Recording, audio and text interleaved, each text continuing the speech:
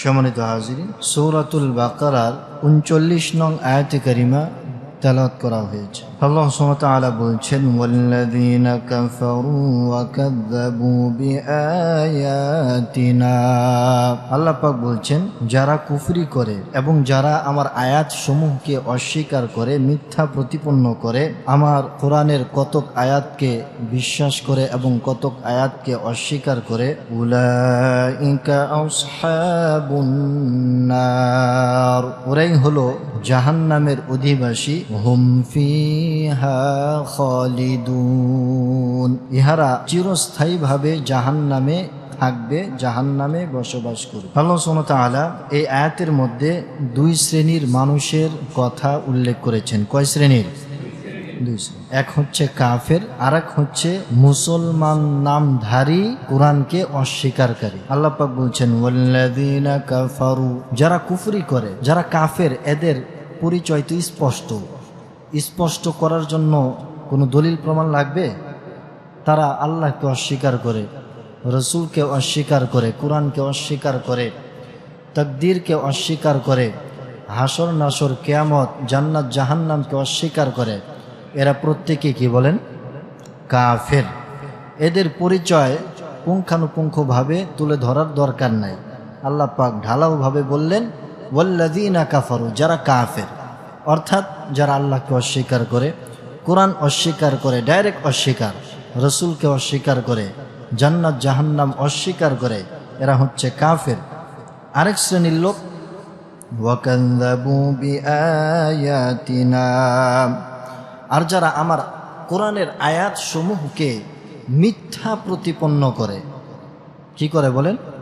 অস্বীকার করে, মিথ্যা প্রতিপন্ন করে। এরা কিন্তু কাফের না। আল্লাহ পাক বলছেন, এরা মুসলমানের ঘরেই জন্ম, কিন্তু কোরআনের কিছু আয়াতকে সুবিধা মতো বিশ্বাস করে, আবার কিছু আয়াতকে মিথ্যা প্রতিপন্ন করে, অস্বীকার করে। উলাইকা আসহাবুন নার হুম ফিহা খালিদুন, এই দুই শ্রেণীর লোক, তারা জাহান্নামে চিরস্থায়ী হবে। আমরা মনে করি যে আমরা মুসলমানের ঘরে জন্ম নিলাম, বাস এক সময় আমরা জান্নাতে চলে যাব।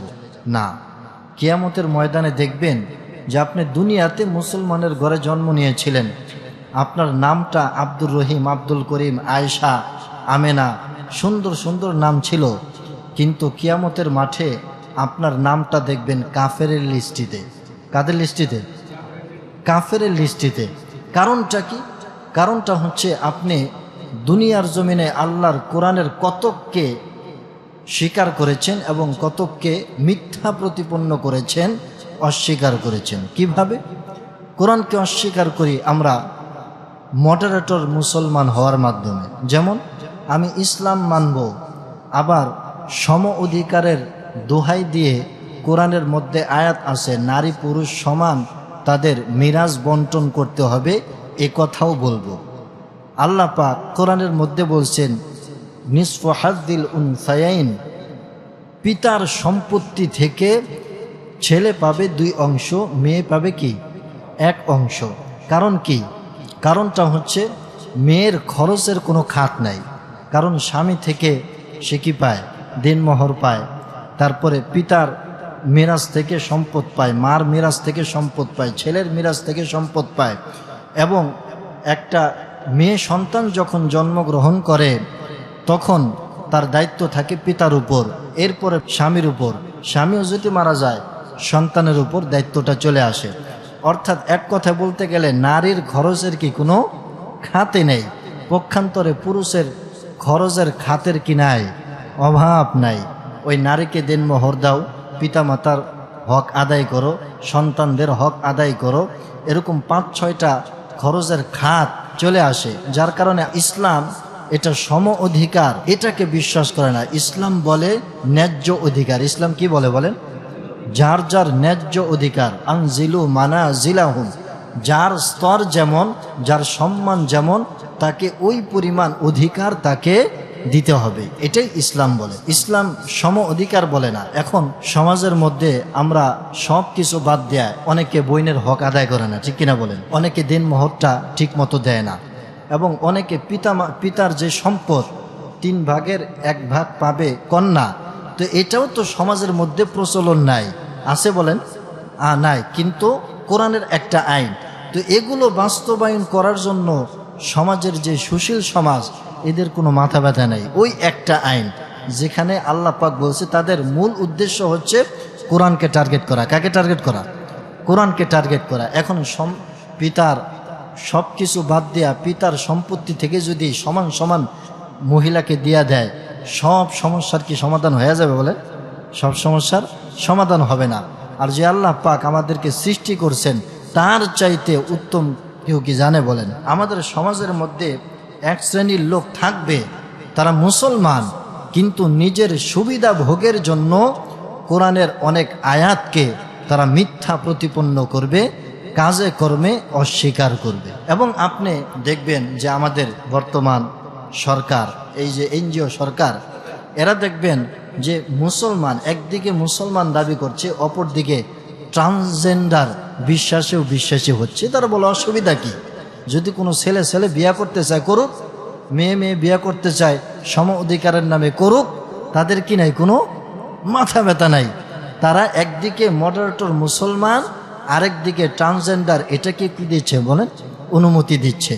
তো আল্লাহর কসম, আল্লাহ পাক বলেন যে কোরআনের একটা আইন হচ্ছে ছেলে বিবাহ করতে পারবে না, মেয়ে বিবাহ করতে পারবে না। তো এটা হচ্ছে কোরআনের আইন।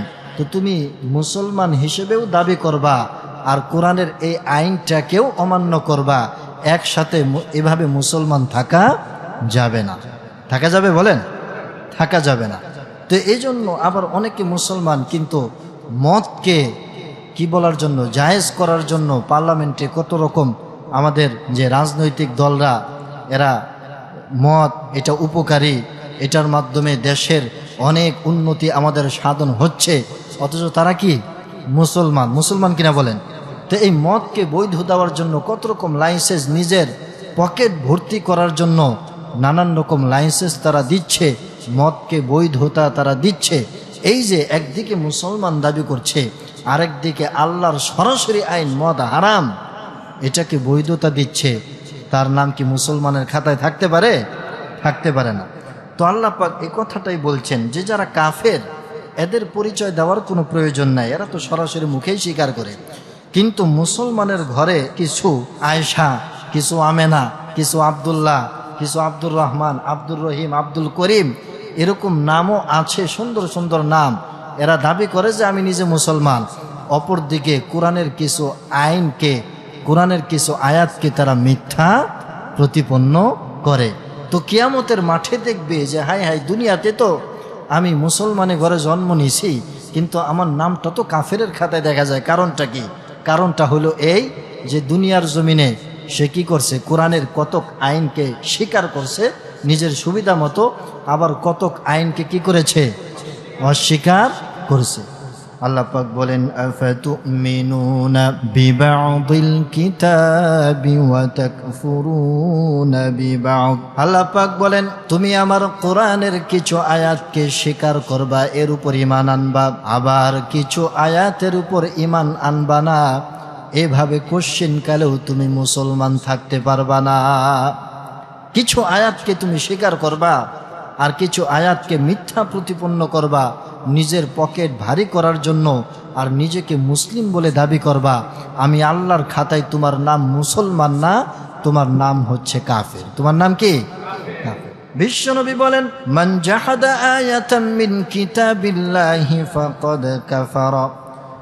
যে ব্যক্তি আল্লাহ পাকের কোনো আয়াতের বিধানকে অস্বীকার করলো, কাজে কর্মে মুখে যেভাবেই অস্বীকার করলো, বিশ্বনবী বলেন ফাকাদ কাফারা, সে কোশ্চিন কালেও মুসলমান থাকতে পারে না, সে কাফের হয়ে যায়।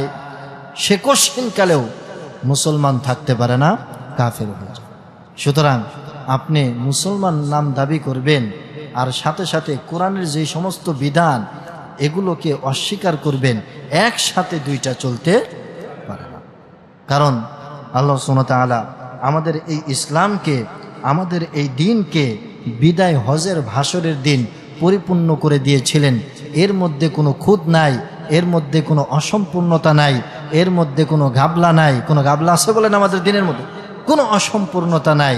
সুতরাং তুমি তোমার মতকে প্রাধান্য দেওয়ার জন্য মনে করবা যে আমি সম্পূর্ণ করে দেই, দিনের মধ্যে কোনো একটা কিছু ঢুকাই দিলাম, এটা কোশ্চিন কালেও এই সুযোগ নাই। বিশ্বনবী জনাবে মুহাম্মদুর রাসূলুল্লাহ সাল্লাল্লাহু আলাইহি ওয়াসাল্লাম বিদায় হজের ভাষণের দিন ১৬ লক্ষ সাহাবায়ে কেরামদের সামনে নিয়ে কঠিন একটা সুন্দর চমৎকার ভাষণ দিলেন। ভাষণ শেষে বিশ্বনবী বললেন, ও আমার সাহাবীরা, তোমরা শুনে রাখো, আমি যেই দায়িত্ব নিয়ে, আমি যেই দাওয়াতের মিশন নিয়ে, আমি যেই উদ্দেশ্যে তোমাদের মাঝে প্রেরিত হয়েছিলাম, আল্লাহ পাক তোমাদের নিকট আমি নবীকে প্রেরণ করেছিলেন, সেই দায়িত্বটাকে আমি পরিপূর্ণভাবে পুঙ্খানুপুঙ্খভাবে আদায় করতে পেরেছে কিনা তোমরা একটু বলো।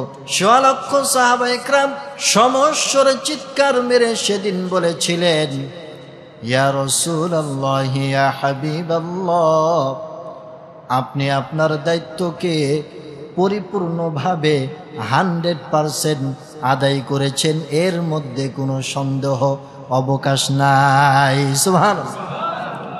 বিশ্বনবী জনাবে মুহাম্মদুর রাসূলুল্লাহ সাল্লাল্লাহু আলাইহি ওয়াসাল্লাম সেদিন আকাশ পানে শাহাদাত আঙ্গুলিটা উত্তোলন করে 3 বার বলেছিলেন, আল্লাহুম্মা শাহাদ, আল্লাহুম্মা শাহাদ, আল্লাহুম্মা শাহাদ। হে আল্লাহ, আমার ১৬ লক্ষ সাহাবায়ে কেরামকে সামনে নিয়ে আপনি সাক্ষ্য থাকুন, তারা সাক্ষ্য দিয়েছে আমি আমার দায়িত্বকে পরিপূর্ণভাবে আদায় করেছি। আপনি সাক্ষ্য থাকুন, আপনি সাক্ষ্য থাকুন, আপনি সাক্ষ্য থাকুন।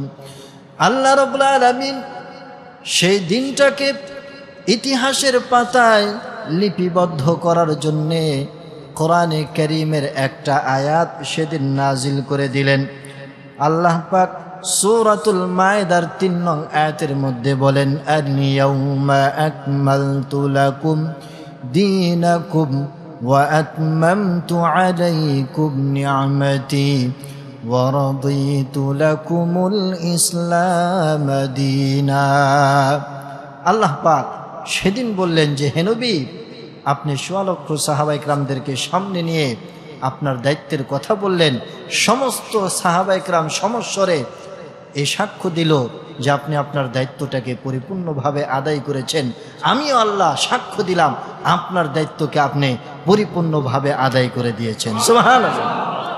আল্লাহ সুবহানাহু ওয়া তাআলা বলেন যে আজ আমি আল্লাহ খুশিতে এই বিদায় হজের দিন যে ভাষণ দিয়েছেন, এই দিনে আমি আল্লাহ আয়াত নাজিল করে দিলাম, আল ইয়াউমা আকমালতু লাকুম দীনাকুম। আপনাকে যে দিন দিয়ে আমি আল্লাহ আপনার উম্মতদের নিকট প্রেরণ করেছি, ওই দিনকে আপনার উম্মতদের জন্য পরিপূর্ণ করে দিলাম। সুবহানাল্লাহ। এর মধ্যে কোনো খুঁত নাই, এর মধ্যে কোনো ফাঁক ফোকর নাই। কেউ যদি চায় মন চাহি কোনো কিছু ঢুকাতে পারবে না। সুতরাং কোরআনে কারীমের কতক আয়াতকে আপনি স্বীকার করবেন আর কতক আয়াতকে আপনি অস্বীকার করবেন, আপনার নাম মুসলমানের খাতায় থাকবে, এটা কোশ্চিনকালেও মানা যায়। কারণ এই কোরআনটা হচ্ছে এমন একটি কিতাব, এই কিতাবের কোন একটা আয়াতের মধ্যে কোনো ভুল আছে বলেন? একটু চিৎকার মেরে বলেন, ভুল আছে? কোনো সন্দেহ নেই। আল্লাহ সুবহানাহু ওয়া তাআলা বলেন, যালিকাল কিতাবু লা রাইবা ফীহি। এই সেই কিতাব যার মধ্যে কোনো ভুল নাই, কোনো সন্দেহের অবকাশ নাই। আল্লাহ সুবহানাহু ওয়া তাআলা একমাত্র কিতাব কোরআন, এই কোরআনের সংরক্ষণের দায়িত্ব স্বয়ং কে নিয়েছে বলেন? আল্লাহ। আল্লাহ পাক সূরাতুল হিজরের ৯ নং আয়াতের মধ্যে বলেন, ইন্না নাহনু নাযালনা যিকরা ওয়া ইন্না লাহু লাহাফিযুন।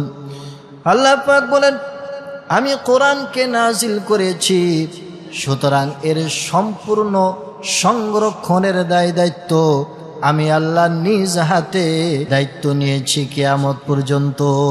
সুবহানাল্লাহ। সুতরাং কিয়ামত পর্যন্ত যদি এই কোরআনকে ধূলিসাৎ করে দেওয়ার জন্যে আপনি আমি বলেন সারা পৃথিবীর মানুষ এর একটা নক্তাকে মুছে দেওয়ার জন্যে আপ্রাণ চেষ্টা করে, কশ্চিনকালেও এই নক্তাকে মুছে দিতে পারবে না। ওই ব্যক্তি ইতিহাসের মানচিত্র থেকে নাই হয়ে যাবে, কোরআনের জায়গায় ঠেকে যাবে। ঠিক কিনা বলেন? আজ পর্যন্ত এই কোরআনকে ধ্বংস করে দেওয়ার জন্যে নানা যুগে নানা মানুষ এসেছে, কিন্তু কোরআনের জায়গায় আছে তারাই এক সময় কি চলে গেছে। তুরস্কের কামাল আতাতুর, কামাল পাশা একজন নাম ছিল, সে মসজিদের আজান এক সময় শুনলো, কিরে এটা কিসের আজান? বলল মসজিদের আজান। ধরে আন, তাকে ধরে আনা হলো। তুমি কিসের আজান দিচ্ছ এটা? বলল যে ইসলামে আমাদের আজানের নিয়ম আছে, এই আজান শুনে মানুষ নামাজ পড়তে আসে। বলল যে বেকুব, তোমার এই আজানের কারণে আমার ঘুমটা ভেঙে গেল, যাও ওই জল্লাদকে ডাক দাও। জল্লাদকে ডাক দিয়ে তার কল্লাটা ফেলে দিছে। এরপরে সে চিন্তা করলো আমার রাষ্ট্রে কোনো ইসলাম থাকতে পারবে না, যত হাফেজে কোরআন আছে সবগুলোকে ক্রস ফায়ার দিয়ে মেরে ফেলে, এবং যত কোরআন শরীফ আছে সবগুলোকে জ্বালিয়ে দাও। সেই কামাল আতাতুর ইতিহাসের মানচিত্র থেকে আজকে নাই হয়ে গেছে, কিন্তু কোরআনের জায়গায় ঠিকই আছে। ঠিক কিনা বলেন? এবং কিয়ামত পর্যন্ত এর সংরক্ষণের দায় দায়িত্ব কার হাতে বলেন? আল্লাহ সুবহানাহু ওয়া তাআলা। কোরআন আপনি আমি হাজার চেষ্টা করব, কোরআনের পিছনে লেগে আপনার আমার কোনো ফায়দা হবে না। কোরআনের পিছনে লেগে, কোরআনের ধারক বাহকদের পিছনে লেগে কোনো ফায়দা হবে না। এক সময় আপনাকেই আপনার গদি ছেড়ে সেই ইন্ডিয়ায় পালাতে হবে। আলেম উলামা, কোরআন হাদিস তাদের সজাগায় ঠিকই থেকে যাবে। ঠিক কিনা বলেন? এটা আছে এবং কিয়ামত পর্যন্ত থাকবে। সাময়িক কিছু দুঃখ কষ্ট এটা আসবে, এটা প্রত্যেক যুগেই আসে, পরীক্ষামূলক। এই পরীক্ষা যদি না নেয় তাহলে কে খাঁটি ইমানদার আর কে দুর্বল ইমানদার এটা কি বোঝা যাবে বলেন? সুতরাং পৃথিবীর কেউ এই কোরআনকে ইতিহাসের মানচিত্র থেকে কশ্চিনকালেও মুছে ফেলতে পারবে না। কারণ আপনি দেখেন এই পৃথিবীতে আল্লাহ পাক কোরআনকে নানানভাবে সংরক্ষণ করেছেন, নানানভাবে হেফাজত করেছেন। আপনারা একটু ক্যালকুলেশন করে দেখবেন, আল্লাহ পাক এই কোরআনের হাফেজ এই পৃথিবীতে যতজন আছে অন্য কোনো ধর্মগ্রন্থকে হেফজ করতে পারছে কিনা আজ পর্যন্ত বলেন? আমি তো পাই নাই। কোরআনের হেফজকারী একটা জবর একটা জের যদি আপনি উল্টাপাল্টা করেন সাথে সাথে হাফেজরা লোকমা দিতে পারবে। এমনভাবে আল্লাহ পাক শুধু পৃষ্ঠার মধ্যে নয় বরং হাফেজদের সিনার মধ্যে আল্লাহ পাক কোরআনে কারীমকে সংরক্ষণ করেছেন। সুবহানাল্লাহ। কেমন যেন গোটা আটলান্টিক মহাসাগরটাকে, কোরআনটা গোটা আটলান্টিক মহাসাগরের সাথে তুলনা দিলে ভুল হবে। গোটা আটলান্টিক মহাসাগরটাকে একটা ঝিনুক হাফেজে কোরআনের অন্তর সিনা একটা ঝিনুকের মধ্যে ঢুকায় দিয়েছেন। সুবহানাল্লাহ। কোটি কোটি হাফেজে কোরআনের মাধ্যমে আল্লাহ সুবহানাহু ওয়া তাআলা এই কোরআনকে কি করছেন বলেন? সংরক্ষণ করছেন। আপনি অন্য কোনো ধর্মগ্রন্থের কোনো হাফেজ পাইবেন না। হিন্দুদের দিকে তাকান, হিন্দুদের ধর্মগ্রন্থ প্রায় 4টা ধর্মগ্রন্থ। কয়টা? 4টা। হয়তো আপনারা জানেন না। 1 নম্বর হচ্ছে বেদ, 2 নম্বর উপনিষদ, 3 নম্বর গীতা, 4 নম্বর রামায়ণ। কিন্তু আজ পর্যন্ত আমি শুনি নাই যে অমুক জায়গায় গীতার কোনো হাফেজ পাওয়া গেছে। আপনারা শুনছেন নাকি? অমুক জায়গায় রামায়ণের হাফেজ কোরআন পাওয়া গেছে, অমুক জায়গায় উপনিষদের হাফেজ কোরআন পাওয়া গেছে। আমি পাই নাই। পাইছেন আপনারা? আজ পর্যন্ত তাদের যে ধর্মগ্রন্থ, কোনো একজন তাদের ধর্মগ্রন্থকে হেফজ করতে পারেনি। কিন্তু আল্লাহু আকবার, কোরআনকে মানুষ কি করছে? হেফজ করছে। এমনিভাবে দেখেন বৌদ্ধ ধর্মের ধর্মগ্রন্থ হচ্ছে ত্রিপিটক। আজ পর্যন্ত ত্রিপিটককে কেউ হেফজ করতে পারে নাই। খ্রিস্ট ধর্মের ধর্মগ্রন্থ হচ্ছে বাইবেল। আজ পর্যন্ত শুনি নাই অমুক ধর্মগুরু, অমুক ধর্মযাজক এই ধর্মগ্রন্থটাকে হেফজ করে ফেলেছে, শুনি নাই।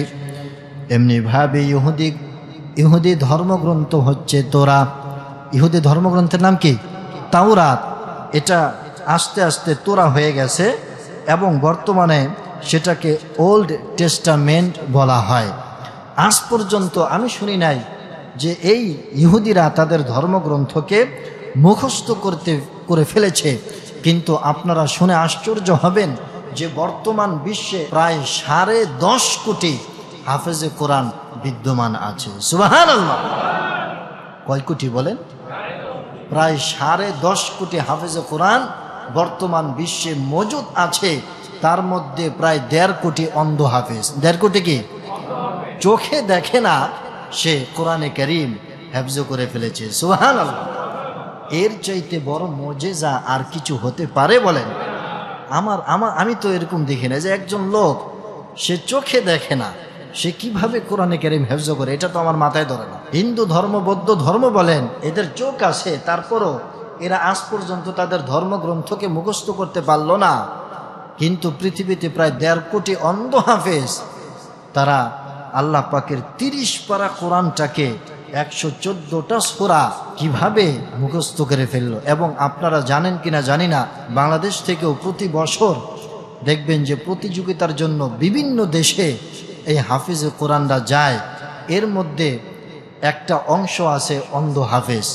এই বাংলাদেশ থেকে অনেক অন্ধ হাফেজ, তারা সৌদি থেকে, তারা কাতার থেকে, তারা দুবাই থেকে 1 নম্বর পুরস্কার, 2 নম্বর পুরস্কার, 3 নম্বর পুরস্কার, লক্ষ লক্ষ টাকার পুরস্কার বাংলাদেশে নিয়ে এসেছে। সুবহানাল্লাহ। আপনি চিন্তা করেন কি মুজিজাটা আল্লাহ পাক। এর থেকেও যদি আমরা শিক্ষা না নেই, এর থেকেও যদি আমরা এটা মনে না করি যে আল্লাহ পাক সত্য, আল্লাহ পাক সত্য কিনা বলেন? আল্লাহ পাক সত্য, তার কোরআন সত্য। কোরআন নিয়ে যদি আমরা একটু গবেষণা করি তাহলেই আল্লাহ পাক আমাদের সামনে স্পষ্ট হয়ে যাবে। ঠিক কিনা বলেন? বর্তমান পৃথিবীতে এই কোরআনটা এমন একটা মুজিজা হিসেবে আল্লাহ পাক দিয়েছেন। কোন ধর্মগ্রন্থ বলেন, যে কোনো বই বলেন, মানুষ দিনকে দিন, বছরকে বছর মুখস্থ করতে পারে না। কিন্তু এই কোরআনটাকে মানুষ 7 দিনে, 3 দিনে, 24 ঘন্টাও মুখস্থ করেছে। এমনও রেকর্ড পৃথিবীর মধ্যে আছে না নাই বলেন? হযরত ইমাম আবু হানিফা রহমতুল্লাহি আলাইহি, তার 2 জন শিষ্য শাগরিদ ছিলেন, ইমাম আবু ইউসুফ এবং ইমাম মুহাম্মদ রহমতুল্লাহি আলাইহি। তার মধ্যে একজন মুহাম্মদ রহমতুল্লাহি আলাইহি ছোট্ট বালক, নাদুস নুদুস, খুব সুন্দর দেখতে, ছোট্ট কাল থেকে ইলমের প্রতি আগ্রহ নিয়ে বড় হয়েছে।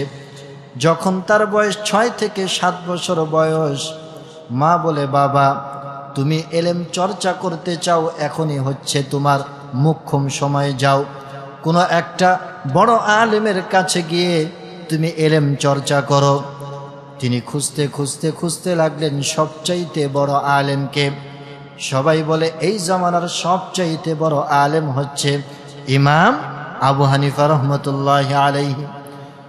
ইমাম মুহাম্মদ রহমতুল্লাহি আলাইহি ইমাম আবু হানিফা রহমতুল্লাহি আলাইহির দরবারে চলে গেলেন, তার মাদ্রাসায় চলে গেলেন। তার মাদ্রাসাটা যেন তেন মাদ্রাসা নয়, তার মাদ্রাসা মক্তব এবং হেফজর কোনো সিস্টেম নাই। সেখানে তাখাসসুস ফিল ফিকহ নিয়ে মানুষ লেখাপড়া করে, অর্থাৎ মুফতি হয়, ইফতা বড় বড় জামাত সেখানে আছে, ছোট কোনো জামাত নাই। ইমাম মুহাম্মদ রহমতুল্লাহি আলাইহি, ইমামে আজম ইমাম আবু হানিফা রহমতুল্লাহি আলাইহির নিকট চলে গেলেন। বললেন, হুজুর আমাকে আপনার মাদ্রাসায় ভর্তি করায় নেন, আমি ছোট্ট বালক, আমার ইলমে দ্বীন আমি চর্চা করতে চাই। ইমাম আবু হানিফা রহমতুল্লাহি আলাইহি বলেন, তুমি ছোট্ট মানুষ, আমার মাদ্রাসায় বড় বড় ছেলেরা পড়ে, তাখাসসুস ফিল ফিকহ নিয়ে লেখাপড়া করে, সুতরাং তুমি যদি আমার মাদ্রাসায় ভর্তি হতে চাও, 1 নাম্বার শর্ত হচ্ছে তোমার হাফেজে কোরআন হতে হবে। তুমি কি হাফেজে কোরআন কিনা? ইমাম মুহাম্মদ রহমতুল্লাহি আলাইহি বলেন, হুজুর আমি তো হেফজ পড়ি নাই, আমি তো কোরআন মুখস্থ করি নাই, কিন্তু আপনার মাদ্রাসায় আমি ভর্তি হতে চাই, কারণ অনেক মানুষের মুখে আমি শুনেছি আপনি হচ্ছেন জমানার সবচাইতে বড় ইমাম, আপনার সান্নিধ্যে থাকলে আমি বড় আলেম হতে পারবো, সুতরাং আপনার মাদ্রাসায় আমি ভর্তি হতে চাই, অন্য কোথাও আমি ভর্তি হব না। ইমাম আজম ইমাম আবু হানিফা রহমতুল্লাহি আলাইহি বলেন, বালক, তুমি হয়তো আমার কথা বুঝো নাই, তুমি কান খুলে শুনে রাখো, আমার মাদ্রাসায় ভর্তি হওয়ার 1 নম্বর শর্ত হচ্ছে হাফেজে কোরআন হওয়া। হাফেজে কোরআন না হওয়া পর্যন্ত আমার মাদ্রাসায় তোমাকে ভর্তি নিতে পারবো না। ইলমের প্রতি তার এতটাই আগ্রহ, তিনি এতটাই উদ্দীপনা, এতটাই আগ্রহ, এতটাই ইলমের প্রতি তার পিপাসা, তিনি বললেন, হুজুর ঠিক আছে আমি চলে যাচ্ছি, কিন্তু আমি যদি হেফজ শেষ করে আসতে পারি আপনার মাদ্রাসা আমাকে ভর্তি নেবেন কিনা? ইমাম আবু হানিফা রহমতুল্লাহি আলাইহি বলেন, ঠিক আছে, তখন দেখা যাবে, ভর্তি নিব, যাও। 1 সপ্তাহ পরে ওই ছোট্ট বালক আবার ইমাম আবু হানিফা রহমতুল্লাহি আলাইহির দরবারে চলে এসেছে। সুবহানাল্লাহ। ছোট্ট বালক ইমাম আবু হানিফা রহমতুল্লাহি আলাইহিকে বলেন, হুজুর আপনি আমাকে আপনার মাদ্রাসায় ভর্তি নিয়ে নেন। ইমাম আবু হানিফা বললেন, তুমি কি সেই বালক নয় যেই বালক 1 সপ্তাহ পূর্বে আমার সাথে দেখা করেছিলে? তোমাকে কি শর্ত দিয়েছি তোমার হয়তো স্মরণ নাই। ওই ছোট্ট বালক বলে, হুজুর কোনো সমস্যা নাই, আপনি যেই শর্ত দিয়েছেন ওই শর্ত আমার মধ্যে পান কিনা দেখেন, গোটা কোরআন থেকে আমাকে প্রশ্ন করেন, কোনো সমস্যা নাই। ইমাম আবু হানিফা রহমতুল্লাহি আলাইহি 1টা নয় 2টা নয়, প্রায় 10 থেকে 20টার মতো প্রশ্ন করলেন কোরআন থেকে, কিন্তু কোনো প্রশ্নের উত্তরে ওই ছোট্ট বালককে আটকাতে পারলেন না। সুবহানাল্লাহ। ইমাম আবু হানিফা রহমতুল্লাহি আলাইহি তিনি টেনশনে পড়ে গেলেন, হায় হায়, তুমি 1 সপ্তাহ আগে গেলা, কোথায় গেলা এবং তুমি আসলা, এই 1 সপ্তাহের মধ্যে তুমি কোরআন কিভাবে তুমি মুখস্থ করলা, এটা তো আমার মাথায় ধরছে না। তখন ওই ছোট্ট বালক বলছে যে, হুজুর আপনার নিকট আগ্রহ নিয়ে আমি ইলম চর্চার পিপাসা নিয়ে এসেছি, আপনি যখন আমাকে ফিরিয়ে দিয়েছেন আমার মনটাকে আমি মানাতে পারলাম না, তখন আমি এই 1টা সপ্তাহ শুধু আমার আল্লাহ পাকের কোরআন আর আমি, মাঝখানে কেউ ছিল না, তাহাজ্জুদের মধ্যে, নামাজের মধ্যে, নামাজ এবং তাহাজ্জুদ বাদে যতটুকু সময় আমি পেয়েছি প্রত্যেকটা সময়কে আমি পুঙ্খানুপুঙ্খভাবে কোরআনের পিছনে আমি ব্যয় করেছি। আল্লাহ পাক এই চেষ্টা মুজাহাদার বদৌলতে আমার আগ্রহ দেখে আল্লাহ পাক এই স্বল্প সময়ে আমাকে হাফেজ কোরআন বানিয়ে দিয়েছেন। সুবহানাল্লাহ। হরফে হরফশ হরস্তে দরবার মানবী, হরফে হরফশ হরস্তে দরবার মানবী, মানবী দর মানবী দর মানবী। কোরআনটা হচ্ছে একটা আলো। কোরআনটা কি বলেন? একটার আলো। এই কোরআনের নূর যার সিনার মধ্যে থাকবে, যার মধ্যে থাকবে, সে কখনো পথভ্রষ্ট হতে পারে না। অবশ্যই আল্লাহ পাক তাকে জান্নাতের পথকে দেখাবেন। তো এই 1 সপ্তাহে হাফেজ হওয়া, এটা কি ইতিহাসের মধ্যে আসে না নাই বলেন? আচ্ছা, ইতিহাসের মধ্যে 3 দিনও হাফেজ হওয়ার রেকর্ড আছে, 24 ঘন্টাও হাফেজ হওয়ার রেকর্ড কি আছে। কিন্তু পৃথিবীতে একটা ধর্মগ্রন্থ দেখান তো এরকম 30 পারা মোটা একটা ধর্মগ্রন্থ এটা মুখস্থ করতে পারছে, আছে বলেন? নাই। তাহলে দেখেন আল্লাহ সুবহানাহু ওয়া তাআলা কোরআনটাকে কিভাবে সংরক্ষণ করছেন, এটা আপনি আমি কল্পনাও করতে পারবো না। তো এই কোরআনকে মানুষ কিভাবে ধ্বংস করবে? ধ্বংস করবার কোনো স্কোপ আছে বলেন? কোনো স্কোপ নাই। যুগে যুগে কত মানুষ ধ্বংস করার জন্য পায়তাড়া চালালো, কিন্তু তারা ঠিকই চলে গেল, কোরআনের জায়গায় বহাল ঠিকই আছে। এজন্য কোরআনের পিছনে আমরা লাগবো না। কোরআনের মধ্যে যে আয়াত, যতগুলো আয়াত আছে, পক্ষান্তরে 6666টা আয়াত, এই প্রত্যেকটা আয়াতের প্রতি আমাদের 100 থেকে 100 ভাগ ঈমান আনতে হবে। এমনটা না যে কোনোটা আমার মতের সাথে মিলে নাই, এটাকে আমি বাদ দিয়া দিলাম, আবার কোনোটা আমার মতের সাথে মিলছে, এটাকে আমি রেখে দিলাম। এমন যদি করেন তাহলে আপনার নামটা মুসলমানের খাতায় থাকবে। দেখেন, পৃথিবীতে আপনি যাই শোনেন, একবার শুনবেন, দুইবার শুনবেন, তিনবার শুনবেন, এরপরে আপনার মধ্যে আর মজা থাকবে না। ওই জিনিসের মজা কি নষ্ট হয়ে যাবে, চলে যাবে। কিন্তু কোরআনটা এমন একটা জিনিস, আপনারা নামাজ পড়তেছেন সেই ছোটকাল থেকে, কেউ 70 বছর, কেউ 50 বছর, কেউ 60 বছর, কেউ 20 বছর ইমাম সাহেবের পিছনে সূরা ফাতিহা শুনেন, সূরা কেরাত শুনেন, কখনো কি এরকম মনে হয়েছে না সূরা ফাতিহা আমার কাছে বিষের মতো মনে হয়? এমন কি কখনো মনে হয়েছে? আল্লাহর কসম করে বলেন, এমন কি কখনো মনে হয়েছে? পৃথিবীর সব কিছুর মজা এক সময় শেষ হয়ে যায়, কিন্তু কোরআনের মজা কখনো কি হয় না, শেষ হয় না। পৃথিবীতে কত রকম কারি আছে, এক এক কারি এক এক ঢঙে পড়ে, এক এক কারি এক এক রঙে পড়ে। কারি আব্দুর রহমান আস-সুদাইস, মক্কা কাবা শরীফের ইমাম, তিনি এক ঢঙে পড়েন। সুরাইম আরেক ঢঙে পড়েন। কারি আব্দুল বাসেত আরেক ঢঙে পড়েন। প্রত্যেকটা ফুলের এক একটা কি ঘ্রাণ। আপনি শুনবেন, এক এক কারির কেরাত শুনবেন, দেখবেন যে এক এক রকম কি লাগে, মজা লাগে। তো পৃথিবীর সব কিছুর মজা শেষ হয়ে যায়, কিন্তু কোরআনের মজা কি হয় না, শেষ হয় না। এই কোরআনটাকে যদি আপনি আমি খেয়াল দিয়েও শুনি, এটাও হেদায়েতের কি হয়ে যেতে পারে, উসিলা হয়ে যেতে পারে। কাফেররা পর্যন্ত, মক্কার বড় বড় কাফের, তারা দিনের বেলা আল্লাহ রসুলের বিরুদ্ধাচরণ করতেন, কিন্তু রাতের বেলা ঠিকই ওই ঘরের পিছনে যা কোরআন শুনতেন।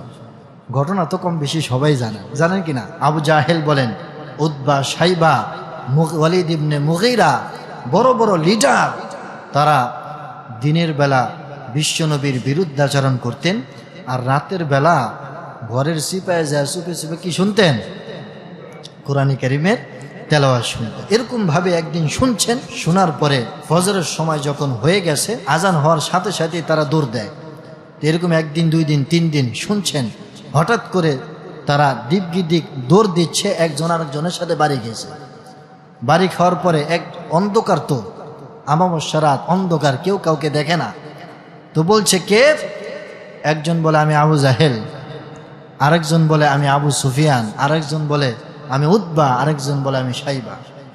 তো কিরে তোরা এখানে? আবু জাহেল বলছে, যেহেতু নেতা, অনেক সময় দেখবেন আপনি একটু সরল সোজা মানুষ, রাত্রিবেলা যাচ্ছেন, হঠাৎ করে এমন একটা জায়গা, একটা চিপা চুপা জায়গা, যেখানে পোলাপান্ডা হিরণ খায় বা গাঞ্জা বেচা কিনা করে, বা সাধারণত একটা সময় মানুষ ওই পথ দিয়ে হাঁটা চলা করে না, কিন্তু আপনি পারত পক্ষে টাইমকে শর্ট করার জন্য যেই পথ দিয়ে যদি আমি যাই তাহলে আমার 10 মিনিটের জায়গায় 5 মিনিট লাগবে, আপনি সেই পথটা ধরলেন। ধরার পরে এখন আপনি ওই পথ দিয়ে যাচ্ছেন। এখন একজন গাঞ্জাখোর, সে তো এখানে দাঁড়া কি খাচ্ছে, গাঞ্জা খাচ্ছে, হিরণ খাচ্ছে। আপনি যখনই যাবেন, ভদ্র মানুষ যখনই যাবেন, তখন সে তো অভদ্র, তার মধ্যে তো দুর্নীতি আছে, ঠিক কিনা বলেন? সে আপনাকে জোরে বলে, এই তুমি এখানে কি করো? তুমি একজন ভদ্র মানুষ, কি করো এখানে? আরে তখন তো বলা উচিত যে তুমি এখানে কি করো, ঠিক কিনা বলেন? তোমার এখানে কাজটা কি? তো সে আগে কি জন্য বলে? তার পাপটাকে কি ঢাকার জন্য। সে যেখানে গাঞ্জা খাচ্ছে, সে যেখানে হিরণ খাচ্ছে, ওই ভদ্রলোক, এলাকার মানুষ তো কম বেশি তো সবাই সবারই চেনে, সে যাতে বলতে না পারে যে কিরে তুই এখানে কি টানতাছস, এই কথাটা যাতে না বলতে পারে, এই জন্য সে আগে বলে ফেলে, এই আবুল কালাম মিয়া, আপনি একজন ভদ্র মানুষ, আপনি এই চিপার মধ্যে কি করেন, এদিক দিয়ে আইলেন কেন? অন্য কোনো মতলব আছে নাকি? অথচ এখানে তো বলা দরকার যে তুই এখানে কি করস, ঠিক কিনা বলেন?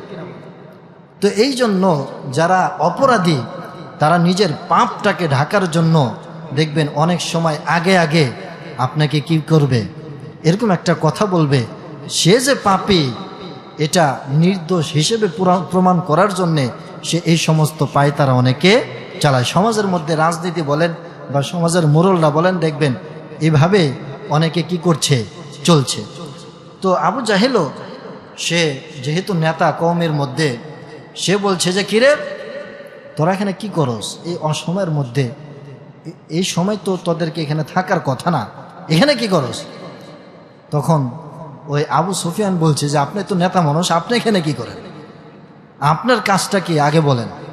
বাইরে কি আর বলুন, সকলের মুখে শুনি যে মোহাম্মদ কোরআন তেলাওয়াত করে, এর মধ্যে নাকি মধু আছে। তাই আজকে একটু ট্রাই করতে আসলাম যে আসলে মানুষ কি জন্য মোহাম্মদের পাগল, এটা আমি আজকে একটু শুনতে আসলাম। তো যাই হোক, আজকে শুনতে আসলাম, নেক্সটে যাতে আর কেউ তোরা আসবি না, ঠিক আছে? আমার সাথে চুক্তিবদ্ধ হ, ওয়াদাবদ্ধ হ, আর কেউ যাতে তোদের নেক্সটে কাউকে না দেখি। বলে যে ঠিক আছে আমির সাহেব, সামনে আর আসবো না। তো এখন আবু জাহেল তার পরের দিন রাত্রে চিন্তা করছে যে আমি তো আমির সাহেব, আমি তো গোত্রের লিডার, আমি তো বস, তো আমি যেহেতু মানা করছি, ওদের কাছ থেকে ওয়াদা নিয়েছি, আমার ভয়ে ওরা কেউ আর আসবে না। ওদিক দিয়ে আবু সুফিয়ান চিন্তা করছে যে যেহেতু আমাদের লিডার মানা করছে, তো লিডার কখনো আসবে না, কারণ সে মানা করছে, আমাদের থেকে চুক্তি নিছে, ওয়াদা নিছে, আর সে কি ওয়াদা খেলাপ করবে? কোশ্চেন কালেও না, সে আসবে না। আর উতবা সাইবা ওই আবু জাহেলের ভয়ে তারাও আসবে না। তো আমি আজকে যে সারা রাত ভরে বিশ্বনবীর মোহাম্মদের কোরআন তেলাওয়াত শুনবো, এটা সে মনে মনে কি ফিকির করছে। তো সবাই একই ধরনের ফিকির করছে। ফিকির করে এরপরে যখন রাত গভীর হয়ে যায়, তখন সবাই ওই বিশ্বনবীর ঘরের পিছনে এসে আবার দাঁড়িয়ে গেছে, কোরআনে কারীমের তেলাওয়াত শুনছে। সুবহানাল্লাহ। এরপরে যখন বেলাল রাদিয়াল্লাহু তাআলা আনহু আযান শুরু করে দিলেন, দিক ছুটতে লাগলো, একজন আরেকজনের সাথে আবার বাড়ি খেলো। আবু জাহেল বলে কে রে? ওদিক দিয়ে আবু সুফিয়ান বলে আমি আবু সুফিয়ান। আবু জাহেল বলে তরে না, ওদিনকার তোর কাছ থেকে আমি ওয়াদা নিলাম এখানে আসতে মানা, তারপর আসলি কেন? জবাবদিহিতা কর। ওদিক দিয়ে উতবা সাইবা প্রত্যেককেই ধরছে ভালো মতো। এখন সবাই মিলে লিডারকে ধরছে। লিডার, আপনি তো আমাদের কাছ থেকে ওয়াদা নিয়েছেন, আগে আপনি জবাব দেন, আপনি আসছেন কেন?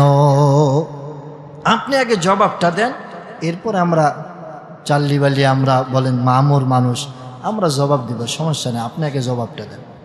তখন আবু জাহেল চিন্তা করতেছে, যাহা এইভাবে যদি চলতে থাকে, আমরা লিডাররা তো মোহাম্মদের কোরআনের প্রেমে পড়ে যাব, আর আমরা যদি মোহাম্মদের কোরআনের প্রেমে পড়ে যাই, ইসলাম যদি গ্রহণ করি, তাহলে আমাদের লিডারগিরি তো আর থাকবে না। তো আমরা লিডাররা যদি তার প্রতি এতটা ভক্ত হয়ে যায়, তাহলে আমাদেরকে যারা অনুসরণ করে তারা তো আরও আগে ভক্ত হয়ে যাবে, ঠিক কিনা বলেন? এজন্য তারা একটা আইন পাশ করলো। তারা কি করলো?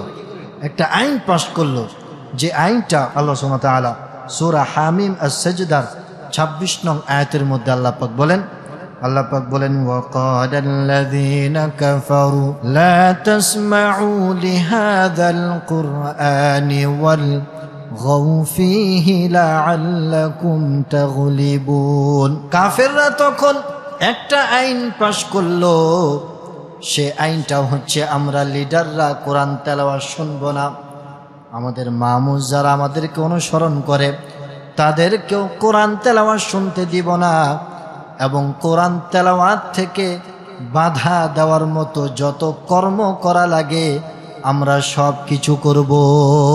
ঈদ বছরে হজের সময় হয়ে গেল। ইসলামের পূর্বেও মানুষ কাবা শরীফের তওয়াফ করত, কিন্তু উলঙ্গ হয়ে, কি হয়ে বলেন? উলঙ্গ হয়ে তওবা করত। কাবা শরীফের মধ্যে অনেক মূর্তি ছিল, এগুলোর তওয়াফ তারা করত, কিন্তু ইসলামের পরে তাওয়াফের ডিভাইসটা, তাওয়াফের কাঠামোটা চেঞ্জ হয়ে গেছে। তো তখন মানুষ দিক থেকে সে তাওয়াফ করার জন্য চলে আসলো মানুষ। বিশ্বনবী জনাবে মুহাম্মদুর রাসূলুল্লাহ সাল্লাল্লাহু আলাইহি ওয়াসাল্লাম এই সময়টাকে মুখ্যম সময় মনে করলেন। আল্লাহর নবী কোনো দাওয়াত নাই, কোনো কথা নাই, কাবা শরীফের চত্বরে বসে কোরআনে কারীমের তেলাওয়াত জোরে জোরে আরম্ভ করে দিলেন। সুবহানাল্লাহ।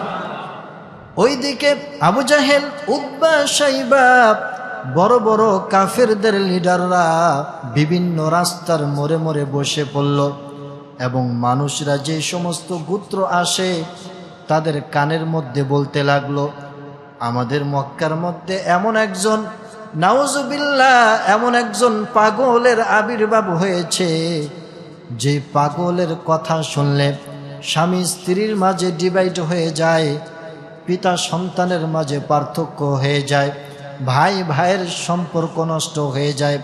এমন একজন জাদুঘর, এমন একজন পাগলের আবির্ভাব হয়েছে। খবরদার, খবরদার, তোমরা ওই পাগলের নিকট, ওই জাদুঘরদের নিকট তোমরা যাবা না। যদিও যাও, তোমাদের 2 আঙ্গুল 2 কানের মধ্যে ঠাইসা ধইরা রাখবা। তার সামনে তোমরা কি বলেন, যাবে না। যদি যাও তাহলে 2টা আঙ্গুল কানের মধ্যে দিয়ে রাখবে, যাতে তার কোনো কথা তোমাদের কর্ণকোহরের মধ্যে পৌঁছতে না পারে। এরপরে যেই যায়, যেই গোত্রই যায়, দেখবেন যে যেই জিনিসের প্রতি মানুষকে নিষেধ করা হয় ওই জিনিসটা মানুষ আরো বেশি করে, ঠিক কিনা বলে? তো যখন তারা নিষেধ করলো, এটাও বিশ্বনবীর পক্ষে একটা দাওয়াত হয়ে গেল। বিশ্বনবী তো একা মানুষ, সবারে জায়েজ আর দাওয়াত দিতে পারে না। তো ওই কাফেররাই বিশ্বনবীর দাওয়াতের কাজটা করে দিল। তো মানুষ এখন চিন্তা করছে যে এমন কি পাগল আবির্ভাব হইল, যার কথা শুনলে স্বামী স্ত্রীর মাঝে পার্থক্য হয়ে যায়, ভাই ভাইয়ের মাঝে পার্থক্য হয়ে যায়। এমন কোন পাগলের আবির্ভাব হইল, একটু দেখা দরকার। তারা যখন ওই বিশ্বনবীর সামনে ভিড় জমালো, তার সুন্দর চেহারা, আল্লাহু আকবার, তার সুন্দর চেহারা মুবারক দেখে তারা চিন্তা করলো যে এত সুন্দর চেহারাওয়ালা মানুষ, সে তো কশিন কালেও পাগল হতে পারে না। তো সে কি বলছে, কি তেলাওয়াত করছে, একটু শুনি তো দেখি। সুবহানাল্লাহ বলে, একটু শুনি তো দেখি।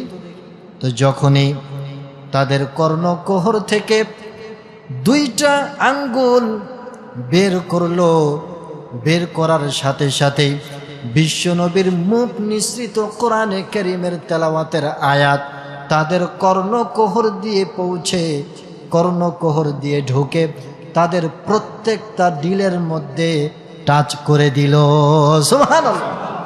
দলে দলে মানুষ এই কোরআনে কারীম শুনে শুনে ইসলামের মধ্যে দাখিল হতে থাকলো। সুবহানাল্লাহ, সুবহানাল্লাহ।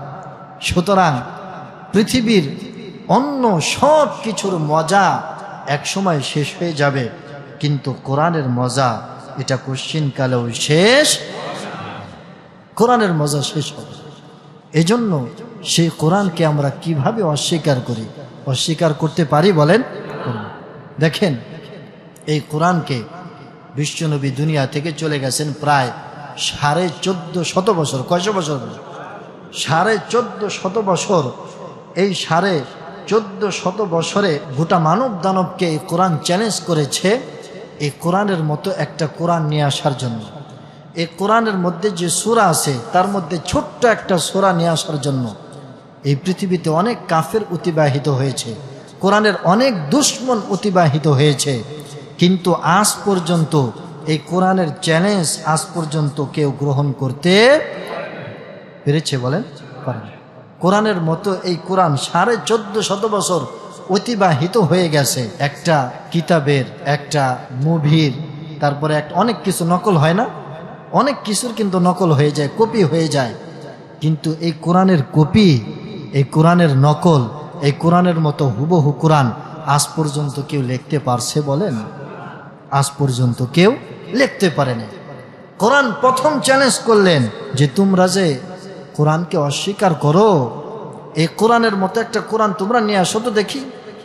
আল্লাহ পাক বলছেন, কুল ইন ইজতামাআতিল ইনসু ওয়াল জিন্নু আলা আন ইয়াতু বিমিসলি হাযাল কুরআন। হে নবী, আপনি বলুন, সারা পৃথিবীর মানব এবং দানব মিলে এই কোরআনের মতো একটা কোরআন তোমরা নিয়ে আসো, যদি তোমাদের পক্ষে সম্ভব হয়। আল্লাহ পাক বলেন, লা ইয়াতুনা বিমিসলিহি ওয়ালাউ কানা বা'দুহুম লিবা'দিন যাহিরা।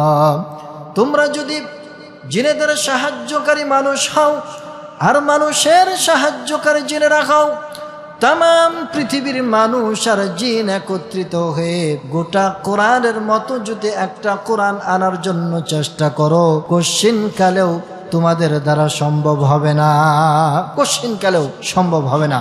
একটা কোরআনের মতো তোমরা কোরআন নিয়ে আসো। আজ পর্যন্ত এই চ্যালেঞ্জ কেউ গ্রহণ করে নেই।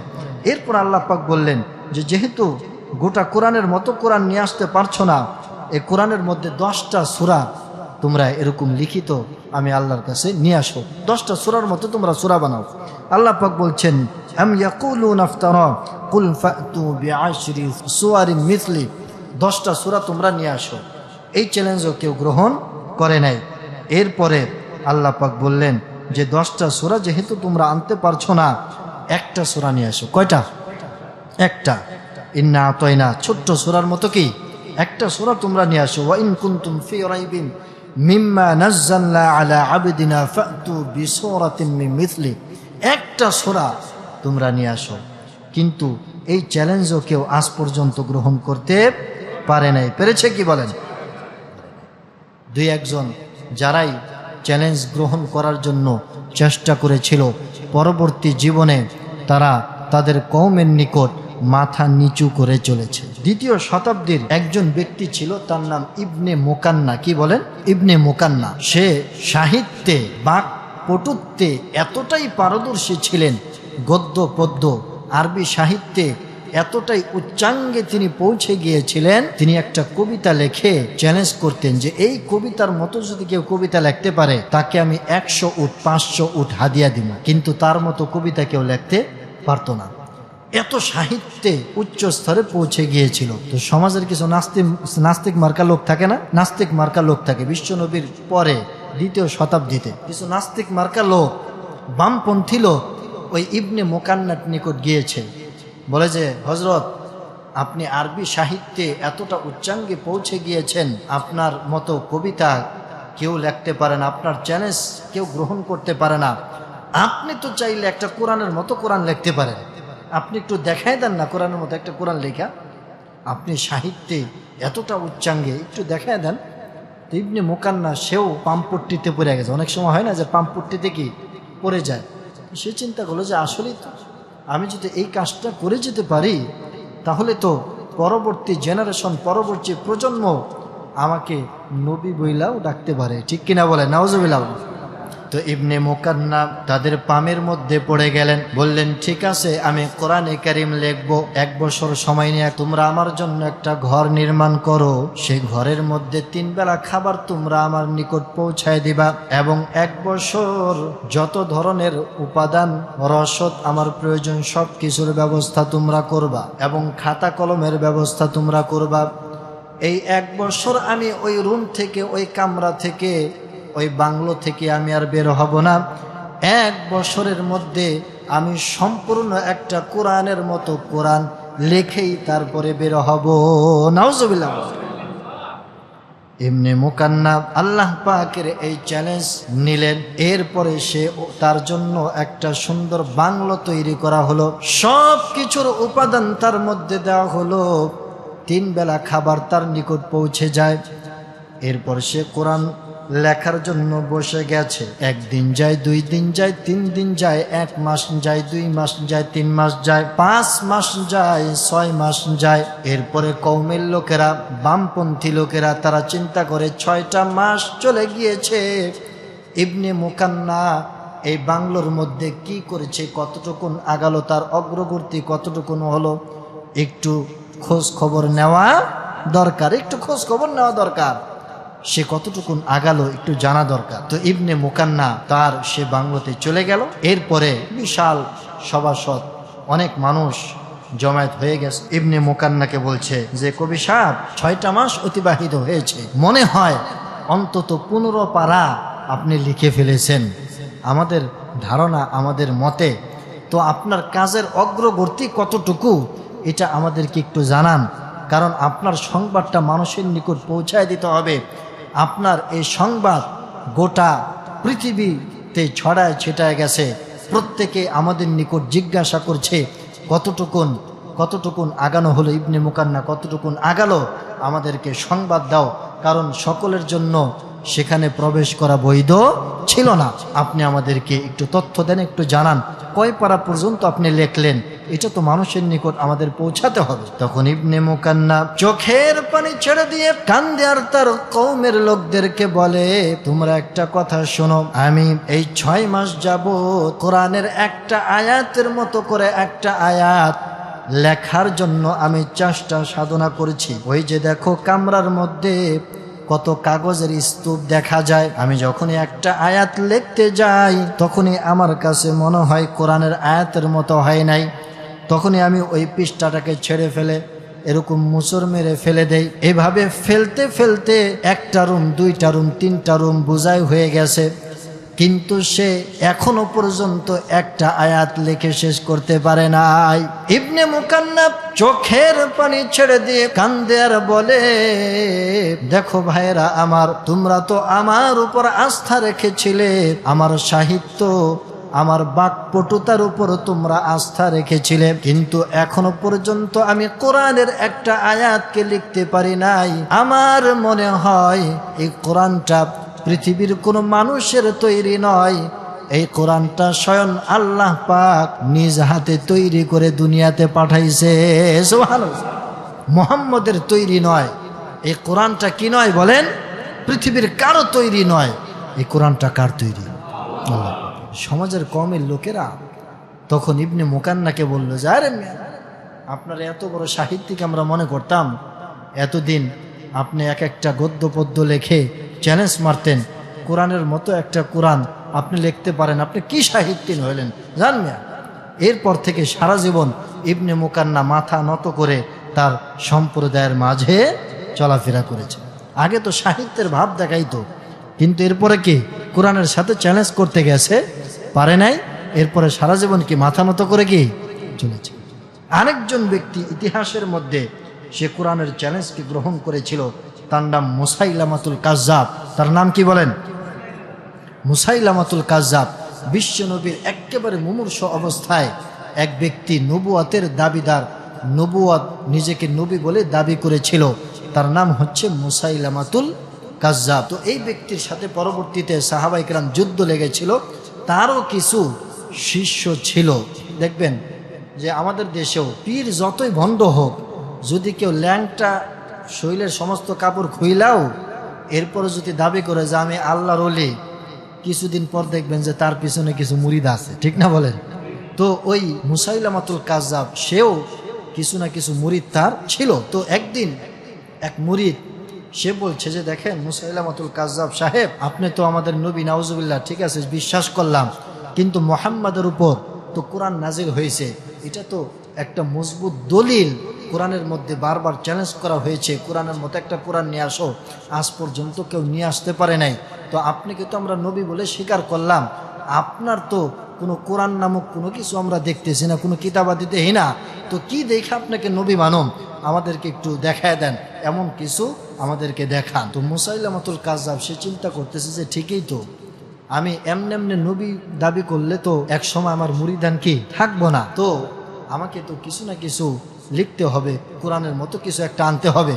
তো মুরিদদেরকে বললেন যে ঠিক আছে, মুসা আলাইহিস সালাম যেমন 40 দিনের জন্য তুর পাহাড়ে গিয়েছিলেন, আমিও 40 দিনের আল্লাহ পাক আমাকে ডেকেছে, তোমাদের মনোবাঞ্ছা আল্লাহ পাক শুনেছেন, আল্লাহ পাক আমাকে ডেকেছেন তার দরবারে, এখন তার দরবারে যাব, সেখানে 40 দিন থাকবো, এই 40 দিন পরে আল্লাহ পাক আমাকে কিতাব দিবেন। তো মুসাইলামাতুল কাজ্জাব সে মনে করছে 40 দিনে হয়তো আমি অনেক বড়, তিনি অনেক বড় একজন সাহিত্যিক ছিলেন, তো সে মনে করেছে যে 40 দিনে হয়তো আমি কিছু একটা লিখতে পারবো। তো সে এক জঙ্গলে চলে গেছে। জঙ্গলে চলে গিয়ে অনেক মেহনত মুজাহাদা করছে যে মাথা থেকে কিছু বের করা যায় কিনা, পাথর দিয়া টোকায়, হাত দিয়া টোকায়, গাছ দিয়া টোকায়, কিন্তু মাথা থেকে আর কিছু কি বাইর করতে পারে না। তো 40 দিন পরে, 40 দিন যখন শেষ, তার কমের নিকট তো যেতে হবে, কিছু নিয়েও তো যেতে হবে। হয়তো আহামরি কিছু নিতে পারলাম না, কিন্তু কিছু নিয়ে তো খালি হাতে তো আর যাওয়া যাবে না, খালি হাতে যাওয়া যাবে না। তো তখন সে চিন্তা করলো যে কিছু একটা নিয়ে যেতে হবে, যদি একেবারেই কিছু না যাই তাহলে তো আমার মুরিদান কেউ হাদিয়া তোফা কিছু পাবো না, আমার মুরিদান কেউ থাকবো না। তো সে চিন্তা করলো যে কিছু একটা নিয়ে যায়। তখন সূরা ফিল নাম শুনেছেন? সূরা ফিল, এই সূরা ফিলকে সে সামনে রাখলো। সূরা ফিলকে সামনে রেখে এরপরে সেখান থেকে নকল করা যায় কিনা এমন একটা চেষ্টা ফিকির করলো। অনেক চেষ্টা সাধনা করে সে সূরা ফিলের মতো একটা সূরা বানাইল। সূরার কাঠামোটা কি ছিল দেখেন, সে বলছে আল ফিল মাল ফিল ওয়া মা আদরাকা মাল ফিল লাহু যিবুন ওয়া বিলুন ওয়া খুরতুমুন তাওয়িলুন। এটাকে কোরআন আয়াতের মতো লাগে বলে? হ্যাঁ, কোরআন আয়াতের মতো লাগে না, গাঁজাখুরি একটা আরবি প্রবাদ বাক্যর মতো লাগে। তো এই সূরাটা নাউজুবিল্লাহ, এই তার ভাষ্য মতে এই ফিল নামক সূরা তিনি তার কওমের নিকট নিয়ে আসলেন। নিয়ে এসে বললেন যে দেখো দেখো আল্লাহ পাক 40 দিন পর আল্লাহ পাকের দরবার থেকে আমি আসছি। তো আল্লাহ পাক বলছেন যে পরবর্তীতে আরও অনেক সূরা আমাকে দিবেন, আপাতত ছোট্ট একটা সূরা তোমাদের জন্য পাঠাইছে হাদিয়া স্বরূপ। তো সেই সূরাটা আমি তেলাওয়াত করছি। সবাই তো তেলাওয়াত শোনার জন্য কি সূরা নিয়ে আসছে সেটা শোনার জন্য উন্মুখ হয়ে বসে আছে যে আমাদের নবী কি কয় একটু শুনে। সে তেলাওয়াত করছে আল ফিল মাল ফিল, হাতি ওরে হাতি, ওয়া মা আদরাকা মাল ফিল, হাতি কি জিনিস ও মুসাইলামা তুমি কি জানো?